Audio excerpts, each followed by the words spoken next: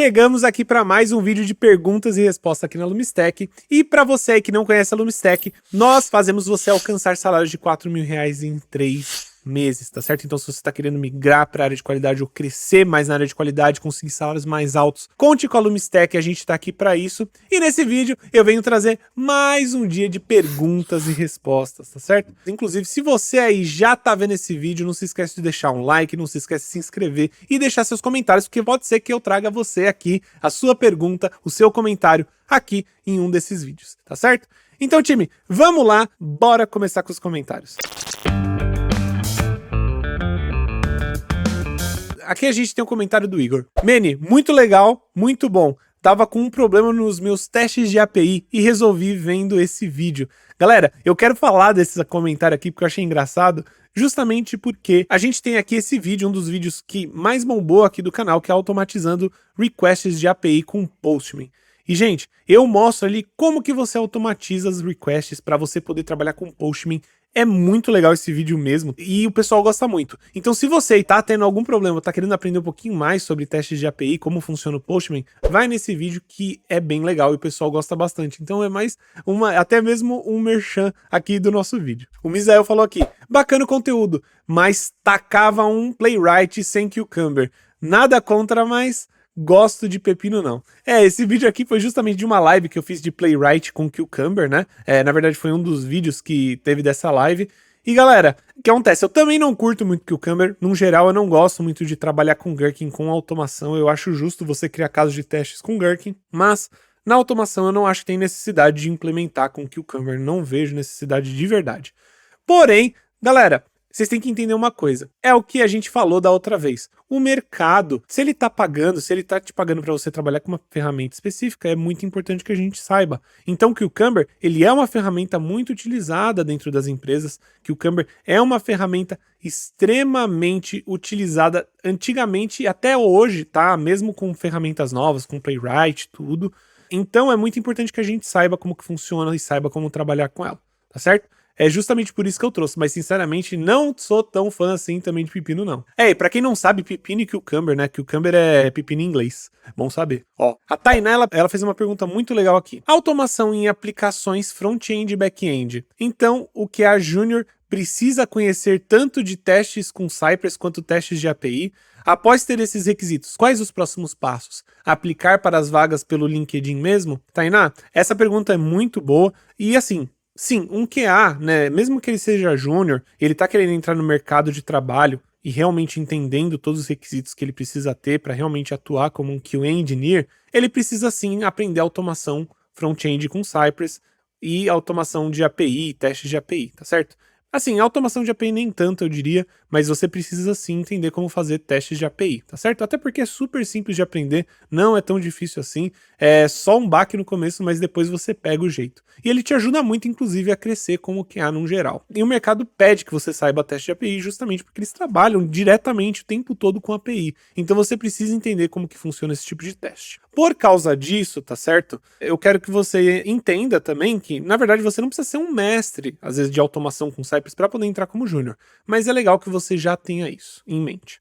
Se você já sabe trabalhar com testes de API, já sabe trabalhar com automação, eu diria que se você ainda não aprendeu sobre testes de software, né, realmente entender sobre testes de software, como implementar testes em um processo de desenvolvimento, além disso aprender como funciona a Ágil, é algo muito importante para você procurar em uma vaga. E respondendo a sua última pergunta, sim, você vai atrás de vagas no LinkedIn.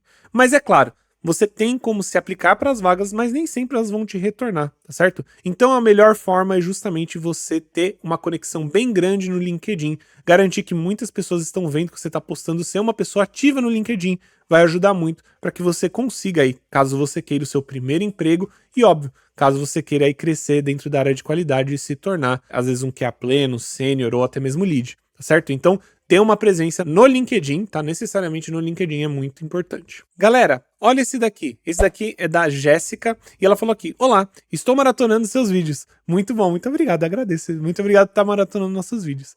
Você tem vídeo de como conseguir o primeiro emprego na gringa? Eu uso VPN para enviar currículos, mas nada de retorno. Talvez esteja mandando de forma errada. É difícil de contratar no Brasil? Jéssica, olha, sinceramente, né, eu não precisei fazer nem uso de VPN quando eu tava procurando a minha primeira vaga na gringa. Na verdade, a primeira coisa que eu quero falar é que a gente ainda não tem vídeo, eu acho que eu devo falando especificamente sobre isso. Eu devo ter falado sobre isso em algumas lives, mas acho que um vídeo sobre isso, não. Deixa aí nos comentários se você acha legal de eu falar um pouco mais sobre isso. Mas a primeira vaga, né, você tá procurando a primeira vaga na gringa, uma dica que eu posso dar. Primeira coisa, deixar o seu LinkedIn em inglês, né? Se você não tiver um LinkedIn em inglês, não vai ter nenhum recrutador aí que vai entender o que tá escrito. Essa é a primeira coisinha que é muito bom lembrar, que às vezes a gente não para pra pensar nisso.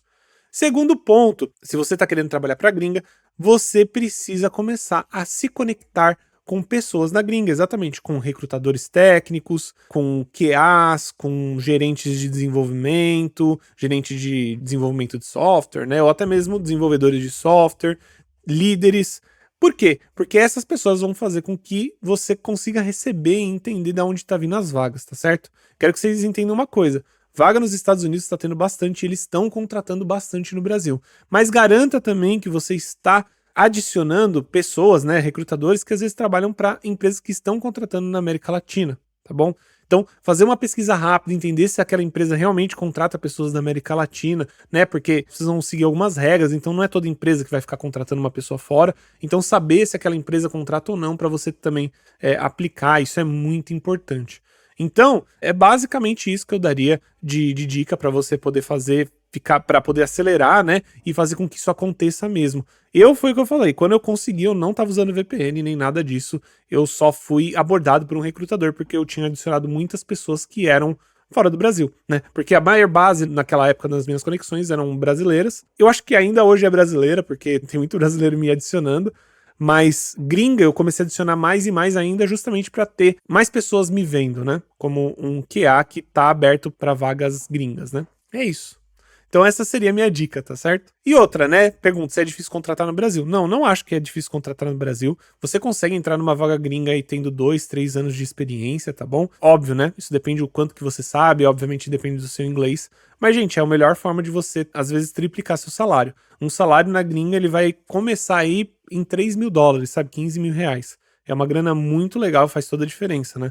Então, é isso começando. Então, você pode chegar em salários até 8 mil dólares, mesmo trabalhando para o Brasil. Óbvio, tô falando de um cara sênior que tem mais tempo de experiência, mas pô, 8 mil dólares, 40 mil reais no Brasil. Eles contratam sim, mas você tem que saber quais empresas estão contratando para a Latam, né, que é a América Latina. Aqui, a gente também tem essa pergunta aí sobre Robot Framework. Pô, eu fico te devendo sobre o Robot Framework, eu quero trazer mais ferramentas e tecnologias diferentes, tá certo?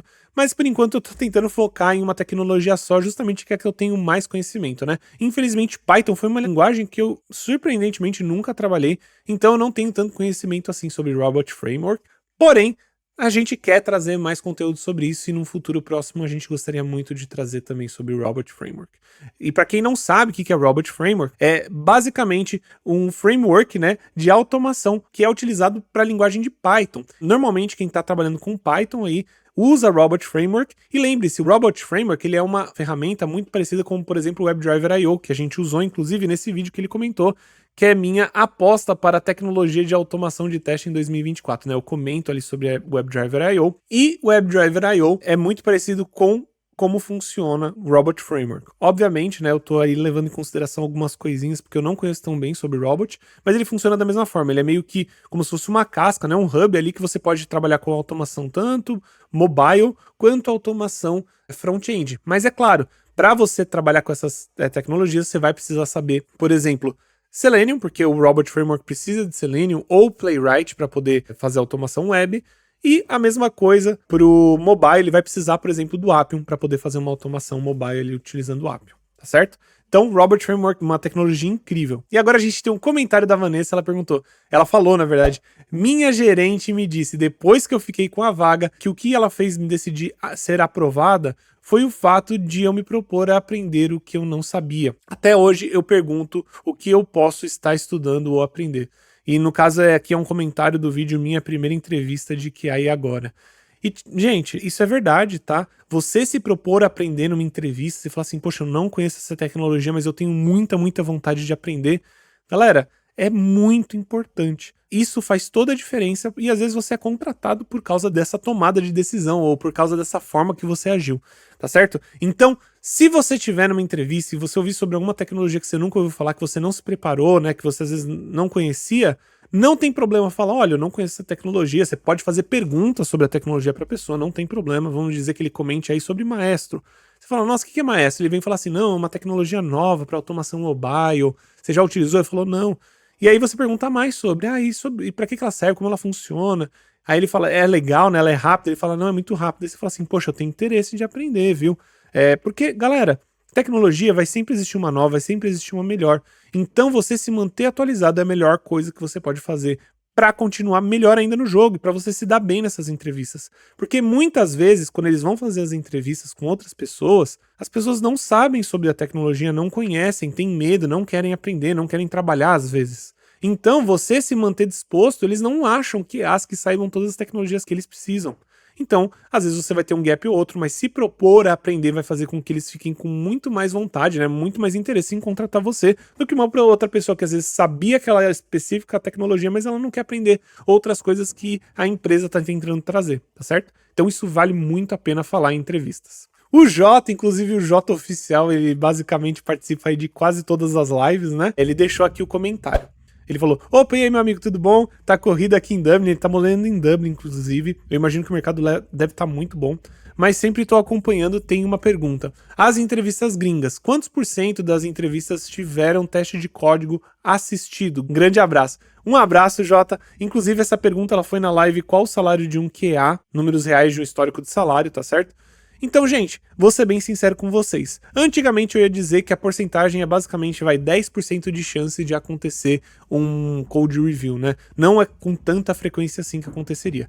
Porém, eu vou te falar que agora as empresas aqui na gringa, elas estão apertando um pouquinho mais para esse tipo de coisa. Mas galera, você vai ali no Code Review mostrar seus conhecimentos que você tem, por exemplo, focado ali em Playwright, em automação. Eles não vão ficar pedindo para você fazer nada mirabolante, nada muito além, por exemplo, de um for bem feito. Como que você trabalharia num for? Como você fazer automação X? Como que você utilizaria Cypress, por exemplo? Óbvio que depende aí da vaga. Eles não vão te perguntar uma coisa que você não sabe. Então, por exemplo, como que faz tal coisa com Playwright? Aí você fala assim, poxa, mas eu não sei Playwright, eu só sei Cypress. Ele vai deixar você fazer como se fosse em Cypress também, porque o que ele quer entender é se você realmente entende sobre como fazer automação, como trabalhar tecnicamente, tá certo?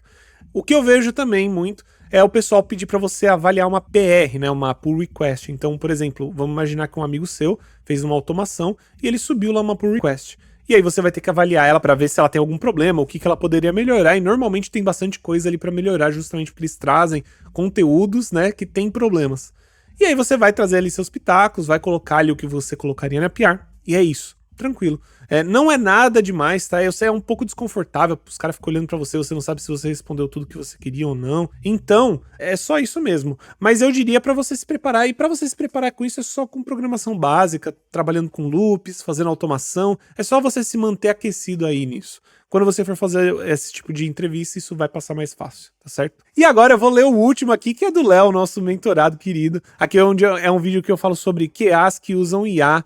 Dessa forma pode se dar mal, né? É um vídeo bem legal. E o Léo, ele falou aqui, perfeito, já falei e repito, a IA não vai roubar nosso trabalho, mas alguém que sabe trabalhar com ela vai. Então façamos dela o nosso copiloto. O ganho de produtividade é absurdo. Exatamente. Para vocês aí, tem muita gente que fala, nossa, eu vou perder meu trabalho para IA, que IA vai morrer por causa de IA. Gente, pelo amor de Deus, não vai. IA é uma ferramenta, você vai utilizar essa ferramenta no seu dia a dia. Eu, como QA, utilizo essa ferramenta no meu dia a dia. Ela faz o meu dia ser muito mais performático. E eu tô aprendendo a utilizar ela. É isso, galera, é isso que ela vai fazer, ela não vai roubar seu trabalho, as pessoas não vão ser mandadas embora. Não é assim que funciona essa tecnologia ela tem um teto. Eu não sou lá um especialista de IA, porém, eu posso te dizer com muita tranquilidade, entendendo sobre tecnologia, que IA não vai roubar nosso trabalho e, na verdade, ela vai ser uma ótima ferramenta para a gente poder trabalhar, tá certo? Então, galera, eu vou fechar com essa daqui, esse vídeo. Eu espero que vocês tenham curtido. Se vocês curtiram, não se esqueçam de deixar o gostei. Não se esqueçam de deixar comentários e segue a gente aqui na Lomstack, porque a gente sempre traz vídeo, a gente traz conteúdo todo dia. Eu acho que é o único canal, inclusive, que fala português, que traz conteúdo de QA todo dia. Mas é isso, galera. A gente tá se esforçando muito aqui para trazer conteúdo justamente para poder te ajudar a chegar em salários de 4 mil reais como QA em 3 meses, tá certo? A gente trabalha para isso, a gente quer que isso aconteça, a gente tem justamente nossos mentorados mostrando que isso é possível. A área de qualidade está crescendo muito. E eu espero que vocês deixem aqui nos comentários suas perguntas, justamente para eu poder tirar todas as dúvidas que vocês tiverem, tá certo? Então eu vejo vocês um outro dia, muito obrigado por hoje e tchau, tchau!